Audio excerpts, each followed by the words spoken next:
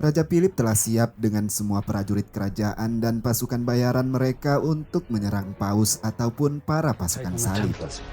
They are as battle-hardened and Brothers, we must act. Di markas Templar, nampak Landry dan pasukannya amat berduka karena kehilangan saudara-saudara mereka. Ia pun mendeklarasikan perang kepada Paus, meski mengetahui akibatnya sangat besar jika melawan gereja. Di lain tempat, Ratu Jin kembali ke istana setelah membersihkan permasalahan di Navarre.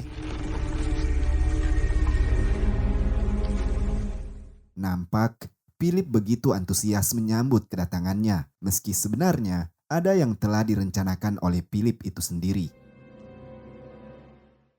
Setelah pergi beristirahat, nampak Jin malah pergi menemui Isabella, lalu meminta Isabella untuk bergegas karena Isabella akan ikut dengannya ke Navarre. Namun saat ingin menulis surat untuk diberikan kepada Landry, Philip tiba dan hampir saja mendapatkan surat itu. Beruntung, Jin sempat mengalihkan perhatian Philip. Akan tetapi, hal yang tidak disadari anaknya Isabella yang sedang mengintip di ruang rahasia. Kembali pada Landry dan kawan-kawannya. Rupanya Paus telah melaporkan tentang pembangkangannya. Untuk itu Landry kini harus diburu oleh para Templar lain, terutama Grandmaster Templar. Tapi Landry tak takut sedikit pun. Malahan ia berniat untuk menemui Grandmaster Templar secara langsung untuk menjelaskan semuanya. Usai bergegas, pasukan Templar Prancis di bawah pimpinan Landry pergi ke lokasi Grandmaster. Landry mengistirahatkan prajurit Templarnya di dekat hutan dan ia serta beberapa Templar sejalan yang akan menuju kastil Grandmaster. Sesampainya di kastil, nampak ia telah dinanti banyaknya Templar lain yang siap kapan saja melakukan penyerangan. Landry lalu menemui Grandmaster secara langsung dan mengungkapkan semuanya. Di sini Grandmaster mencoba untuk membujuk Landry untuk menyudahi tindakan dan kembali rujuk dengan Paus. Namun, Landry tetap keras kepala hingga akhirnya Grandmaster menganggap Landry benar-benar menjadi sesat. Tidak lama dari itu, Paus pun keluar dari ruangan Grandmaster. Rupanya Paus telah berada di sana sebelumnya. Akhirnya Landry segera akan melakukan persidangan di hadapan semua Templar karena telah dianggap membangkang kepada gereja.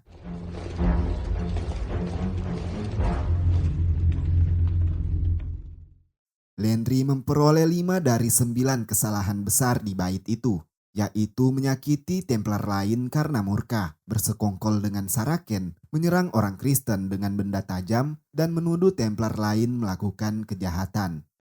Dengan perdebatan yang amat panjang di persidangan, ternyata diam-diam Tenrens mengendap-endap mengambil cawan suci di ruangan Paus.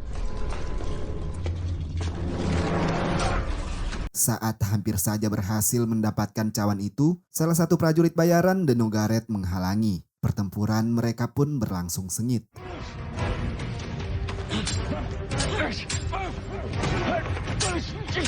Tenrens akhirnya berhasil dikalahkan dan cawan suci diambil oleh orang lain. Di samping itu juga ketika Landry hendak akan dihukum karena perbuatannya, Paus didatangi oleh si wanita tua yang berhasil membuat Paus membebaskan Landry entah apa alasannya.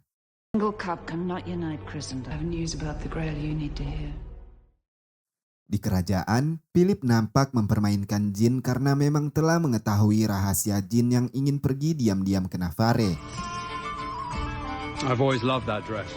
Something that upsets me greatly. Philip lalu mengeluarkan pengawal setia Jin yang bekerja sama dengannya dan kini dalam keadaan babak belur setelah dihajar oleh para prajurit. Jin yang telah tertangkap basah tidak bisa melakukan apa-apa lagi, termasuk keinginan besarnya untuk hidup bahagia di Navarre bersama Landry. Come, Isabella. Navarre. Let's go. What have you done? Take her away. Kembali di tempat Landry disekap, Gawain yang masih hidup dan menaruh dendam besar kepada Landry, kemudian mendatangi Landry lalu membuat kaki Landry patah agar ia dapat merasakan penderitaan yang ia alami selama ini. Landry benar-benar merasa kesakitan hingga ia harus mendapatkan perawatan yang khusus.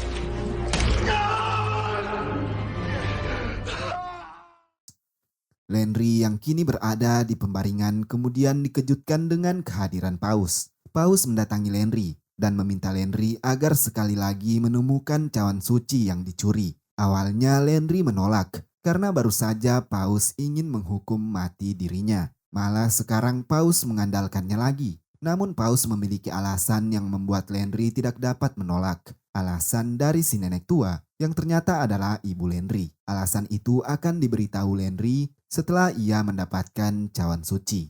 Kembali Landry mengajak Grandmaster agar ikut dengannya untuk merebut cawan suci. Namun Grandmaster menolaknya sebab ia tidak akan mendapatkan kepercayaan lagi dari anak buahnya. Sebab di tengah pasukan salib Landry masih tetap dianggap sebagai penjahat meski dibebaskan dari hukuman mati. Dengan terpaksa, Landry akan pergi bersama rekan-rekannya saja. Shame on you! Denogaret akhirnya menemukan kembali cawan suci dan mempersembahkannya kepada Philip.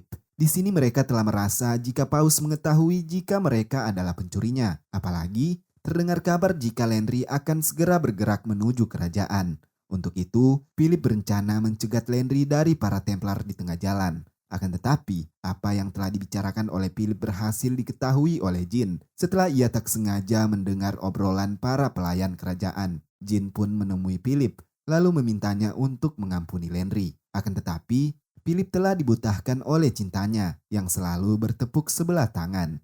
Apalagi, ia telah memiliki cawan suci yang dapat membuatnya mempersatukan Eropa dan berkuasa. Di tengah lengahnya Philip, seketika Jin memukulnya dari belakang dan berhasil melarikan diri membawa cawan suci.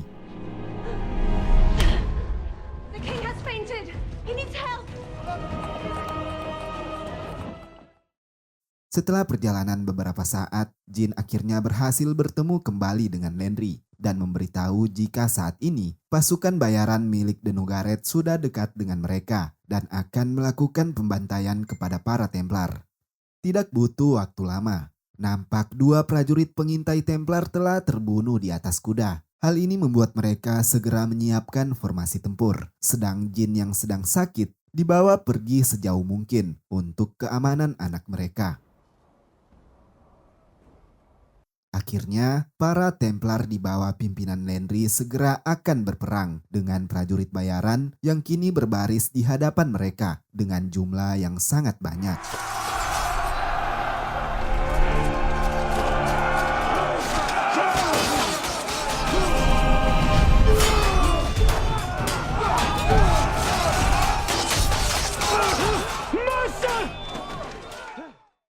Di tengah pertempuran, nampak Jin tidak dapat digotong lebih jauh akibat ketubannya yang telah pecah. Sedang di sisi lain, Landry masuk ke dalam jeratan pasukan bayaran, lalu digiring jauh dari peperangan.